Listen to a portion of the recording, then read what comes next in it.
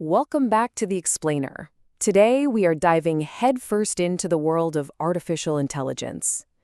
And really, it's like a grand adventure, right? On one side, you've got these absolutely dazzling innovations that promise a better future. But on the other, there are some pretty serious hidden dangers that we really need to pay attention to. And that quote really sets the stage, doesn't it? We're not just talking about some fancy new software here. We're talking about a technology with ambitions so big they feel almost, well, mythological. It's a force that is already changing our world and, forcing us to question our own place in it. Okay, so first up, let's look at the bright side.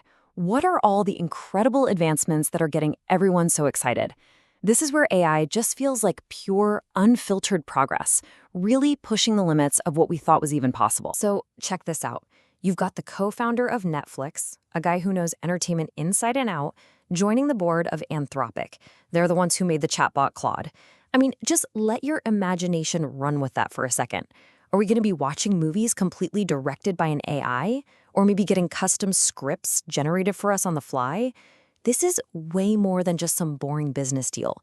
It's a huge sign that our culture itself is about to get a radical transformation. And it's not just what's on our screens that's changing. Over in China, we are literally seeing the rise of what you could call the new gladiators. And we're not talking about clunky, slow machines. No, these are humanoid robots going at it in kickboxing tournaments with a kind of precision and agility that is honestly kind of mind-boggling. This could be the dawn of a whole new kind of sport, one where humans and machines might even compete together. And if you ever wonder how seriously the corporate world is taking all this, just follow the money. We are talking about 7 billion euros.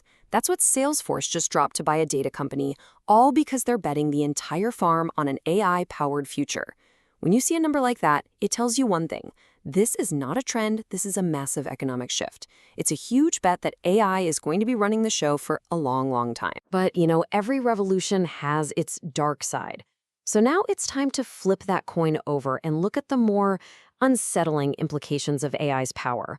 This is where the story gets a whole lot more complicated and the questions get way more serious. See, not everybody is just jumping on the bandwagon. Take Grok, for instance. That's Elon Musk's more unfiltered AI. It has already been banned by 25 different companies over in Europe. And why? Because of some really deep concerns about its ethics and its security. This isn't just a small disagreement, it's a huge red flag. It's about how, or even if, we can responsibly control these incredibly powerful new tools. And the real-world impact? Well, it's already here. In Quebec, official data is showing that AI is getting the blame for destroying jobs and threatening the very survival of small and medium-sized businesses. So this isn't some problem for the future. It's a very real anxiety happening right now. And it makes you ask, how do we possibly balance the awesome efficiency of AI with the actual well-being of people and their communities? The stakes get even higher, a lot higher, when we start talking about military applications. China's DeepSeek AI can whip up complex battle plans 60 times faster than human experts can. It can cycle through thousands of different war scenarios in the time it takes a human team to analyze just one.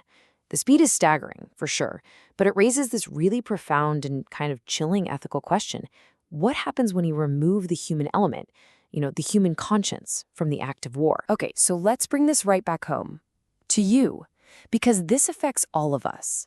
Meta, the company that runs Facebook and Instagram, has flat out said it's going to use our public photos and posts to train its AI. Yeah, your vacation pictures, your thoughts on a movie, your family updates, all of it just becomes data, raw material for the machine. And this forces us to ask a really personal question.